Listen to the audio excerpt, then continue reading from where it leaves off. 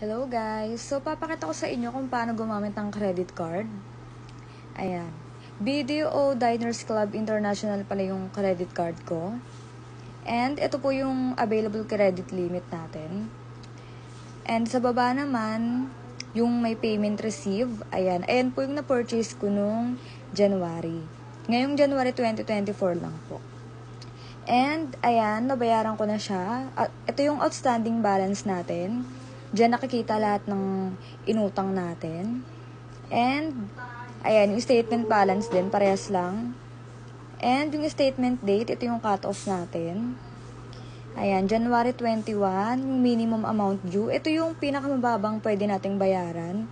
Pero, syempre, hindi yan yung babayaran natin dahil magkakaroon tayo ng interest. Ayan, payment due date.